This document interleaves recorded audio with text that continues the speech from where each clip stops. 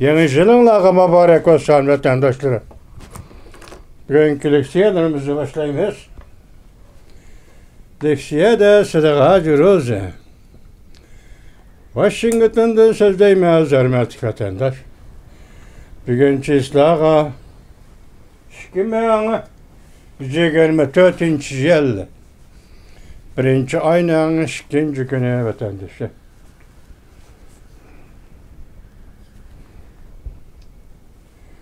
Bugün silahı sözdeydik allık şeymez. Vaziyetimizdeysak. Hazır canlından nazarı ne mi dediyseniz birincisi Ukrayna armiyası Moskva hücum kılıç aldı durdu dedi. Vaziyetimizden ikinci İsrail'e hazır Gazze rayonunda harbiy askeri kuchlarni qaytadan tartib soldi vatandaş. Ondan ki vaziyetimizden üçüncüsü hazır yeni yıl bağışlamış sözlüğü reis Xi Jinping dedi ki Tayvan'ı birlikte keltiriş bu tarihi mukarrarlıktır dedi. Bırak bir özgürlük şu ki bunu özgürlük desin bul demişsin bunu desap lekin cüngülükle özgürlük dedi. O nime desiniz uluk partiya, toluk partiya, şereflik partiya, çünkü kom partiyası büyük partiya dediğim bu 4 ibarını Reis Xi Jinping bu kadın yeni yıl bağışlaması da işletmedi. Ondan tarihi mukarrarlık Tayvan'ı birlik keltiriş degende bu bir cümle üçün G'arb matbuattır da bir xil inkas yani bir taxirsizlik yoki bir jiddilik kayfiyat ichidagi bir xil inkas sifatida javob sifatida qaytarildan tahlil qilindi vatandosh. Bu bir vaziyat. Ondan keyinki bizden sizlarga so'zlaydigan bugungi leksiyamizga nasib oldi. Tuni kunlardan o'zimiz xo'sh bo'lib Yaponiya O'rta Osiyo kirdi deyishgan edik vatandosh. Tabiatda, dunyo, tabiat. Hozir Yaponiyaning g'arbidagi Sichuan nahiyosi yer davrab 7'de 6 bo'ldi.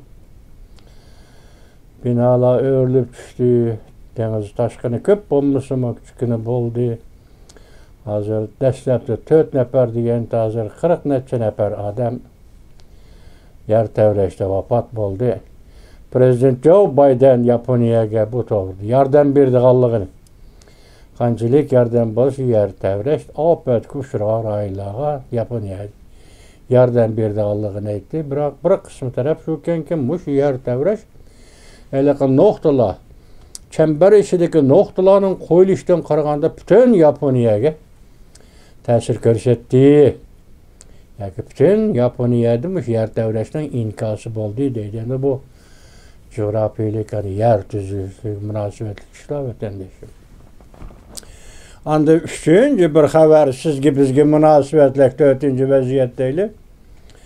Biz o'tgan nima 12 ayning 12 kuni o'tgan yili vatandoshlar degan edim. Mashinroy hazır Şinjan Uyghur Abdunum rayonunda yetkep elip ketilip Beijing'de Partiya Merkezi Komiteti işhanəsinin müdirliği təyinlənədi. Reis Xi Jinping'nin bəqənədə oldurub məxsus bevasitə xizmət qılğan orunğa çıxdı deb təhlil qılğan edim. Belki şundaq bolğuydu, lekin hazır bir çataq nima desiniz, hazır bir çataq. Çünkü Kom Partiyasının sekreteri Xi Jinping ve Merkezi Hərbi İşlər Komitetinin reis Xi Jinping hazır armiya işçidə, diplomatiya sahası qəbət qatlamlarında ciddi tazalaş edib beriyotdi da vatandaş. Bu şahsına Türkilləti sizlər xəbər qılıb yetdiniz 9 general Xalq Vəkillər Qurultayının əzalıq səlahiyyətini elib taşlandı dedik.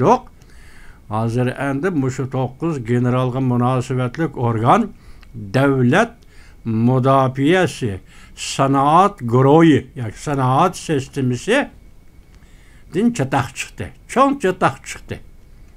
Ameliyatı maşanroy del muşu sistemide muşu guruhda işleyen rehberlik hizmeti ötegen adam idi. Bunu bugün pulga bunu bugün Aynak televiziyası xabar qilib shundaq yetkazdi vatandoshim. Ondan keyin yana bir xabarda bu qatam bu şirket çekindi dedik. Germaniyanın şirketleri Şanghay'dan pillay çekilip çıktı. Şanghay şehirden çekilip çıktı.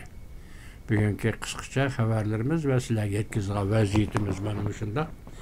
Enliktikiler ki hazır 2024 yılını Tor bettirdi inkasçılar ve yaka Tor bettirge makal yazıvatkan demokratik Xitaylar deyle. Bular şundaq deyişivat idi ki hazır 2024 yılı ejderha jili deydi. Mesela Cungo'da hazır buluvatkan özgürlük kısa ve uzun şekillik bolsun qat'i nazara bugününe su şahı nime deydi desiniz xenen yüz bergen bir okuğuçunun vafatıga münasibetlik namayişten dairesi kengiyip hazır intayin zor bulup merkezi hükümet şundaq dedi ki deydi.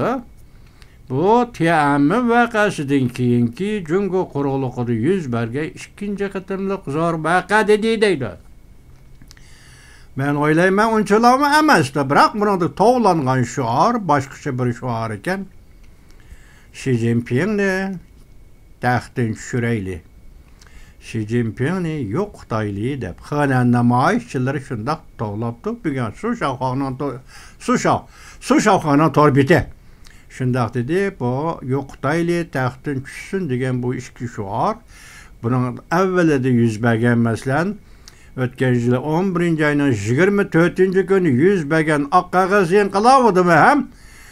Reis Xi Jinping taxtın düşüş lazım, Kompartiya taxtın düşüş lazım degen idi. Hem şundaqla 2022 yılın 10. ayda Beijing'deki Sitonqiao bu kövrükte bir Mongol bala harben yaki eski Mongol'dan ketip gelgen Mongol balanın toğulgan şu ardı mı? Kompartiya taxtın çüş, Reis Xi Jinping taxtın çüş degen bu qatem hem de xananda resmi halda Cungo namayişçileri Xi Jinping'ni yok Xitaylı, Kompartiyanı yok Xitaylı degen bolsa endi bunu hakiki ma'nidagi uyg'unuş deb hozir hukm qilolmaymiz. Bunga vatandaş buna taraqqiyotga qarayli deyli. Yoki yana uyg'unishning taraqqiyotga qarayli deyli. Nemişqa desamiz 6. ayının 4. günü 1989 yıl Tiananmen'de yüz bergen vakada Cungoluq namayişçilarning şuarı xiyanetçilarni yok Xitaylı. Herkes Kompartiyaga ya şu vaqtki davlat rahbarlariga bevosita qartib bir ayg'i şuar to'lg'an emas. Kompartiyani yok Xitaylı. Her qandaq hareketde mesela Cungo'da namayış o bu deysi bevosita Kompartiya onun bunun qartlagan şuarını aytgan. Benim o'qitim xonandagi namayishdan shuna o'tirg'i chiqibdi. Yok Xitaylı Kompartiyani ve Xi Jinpingni deganda. Endi bunun farqi nima desiniz? 4. may Tiananmen hareketinden bunundaki farqdan o'zi endi Xitoy millatidagi uyg'unish deb aytamiz buni vatandoshim. Xitoy millatining uyg'unishi shu tariqada bo'lsa, masalan, xonanda portlagan bu namoyishning yana boshqa shahar Shanxay, Guangzhou, Shenzhen degandek kengayib ketish ehtimoli bormi yo'qmi? Lekin Cungo Kompartiyasi hukumati va soqchi kuchlarning bunun qo'l silib bostirganligi to'g'risida yana bir xabarmi yo'q. Ahvol ana shu yerda shunga mo'shundaq vaziyat ostida tuniga yuz bergan yoki bugun yuz beradigan yoki 2024 yil yuz berish mumkin bo'lgan harakatlar to'g'risida hozir boshda aytdim-ku, Cungo ziyolilari chet ellik demokratlar kutmoqda. Davlat ichida Xitoy fuqarolari kutyapti vatandosh. Yani şu devlet müstemlikçi sistemi, siyasi hakimiyet sistemi ichida Uyg'urlar, günahsız Uyg'urlar kutyapti bu hakimiyetin gumron bo'lishini. Naytı tiz arda gumron bo'lishini vaqt usaqlaydigan narsa emas.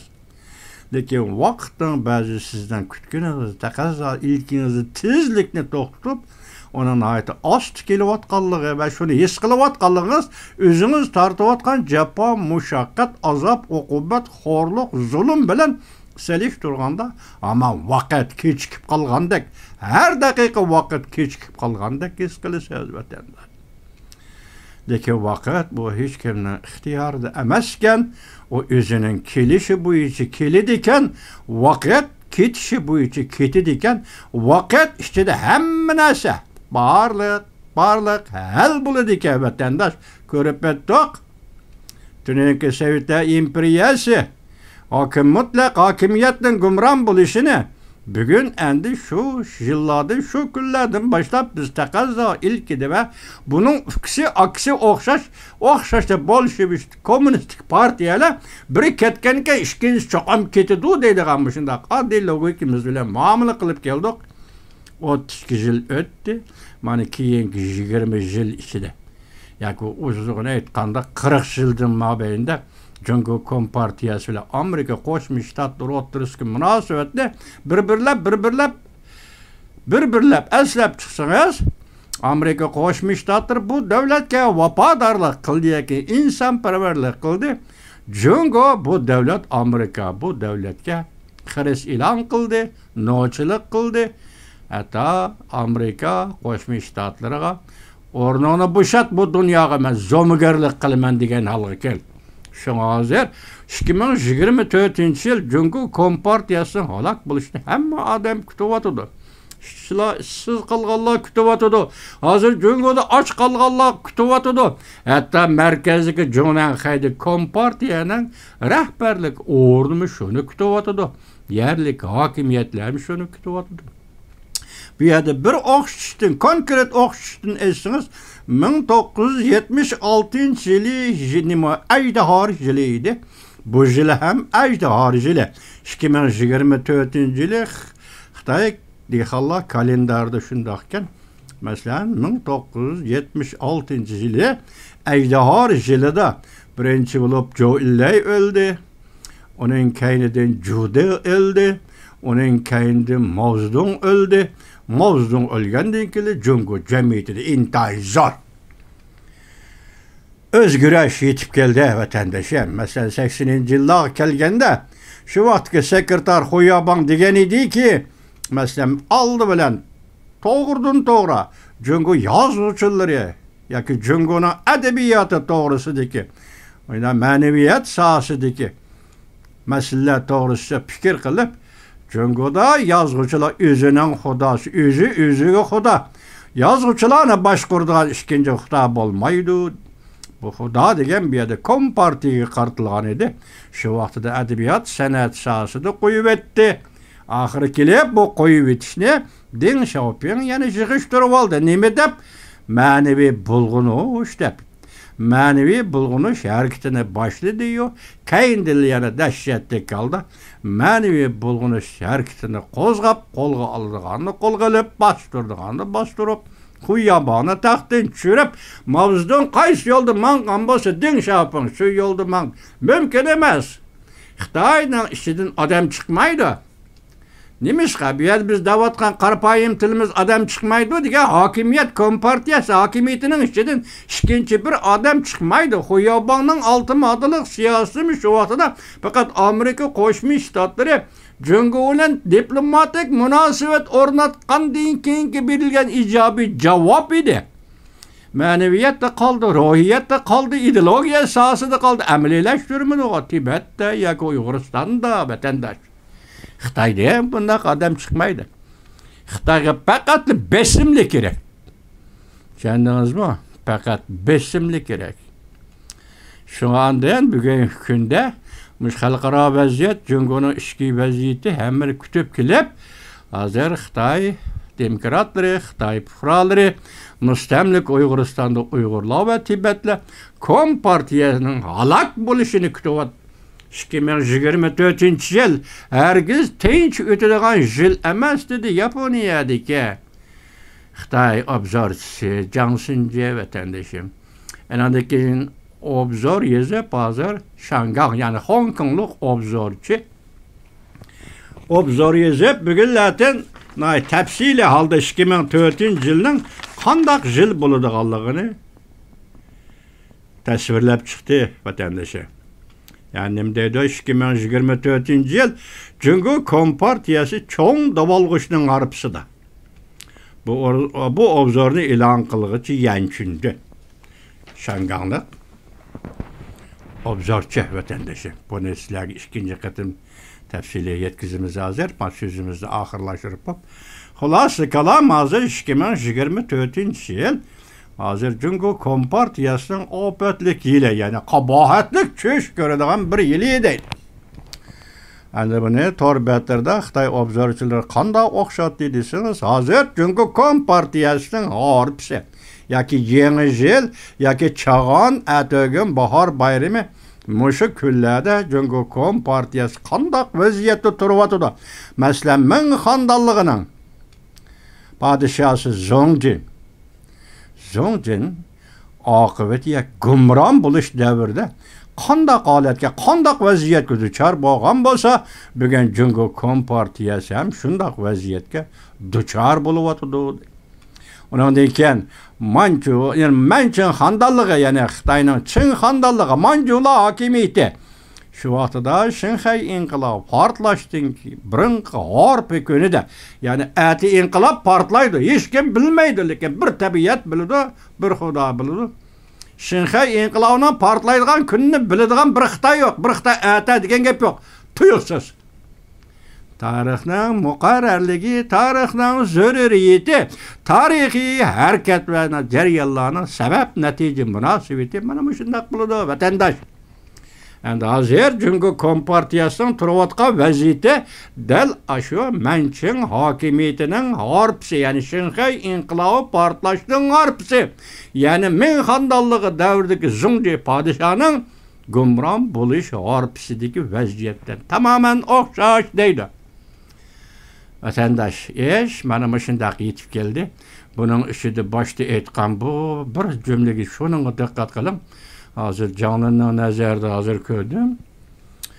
Mavzuni ko'rdim. Ukraina armiyasi Moskvaga hujum qilishga tayyorlandi deydi. Ahvol yoki Yevropada vaziyat mushu darajada. Endi Osiyoda nima ish bo'ladi? O ikinci gap hozir qo'yib turaylik. Hozir ahvol agar Ukraina arliqda Ukraina yuqorqi 4 o'lka Lugansk, Donetsk, Xerson,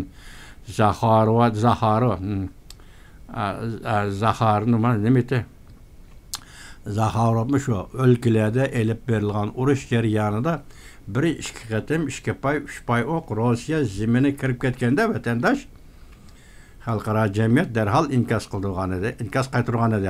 Rossiya zimmirga chaqilmaymiz, Moskva tarafga chaqilmaymiz degan edi. Bu qatim bugun jonlarning nazarida kelgan xabarda Ukraina armiyasi Moskvaga hujum qilishga tayyorlik qilyapti.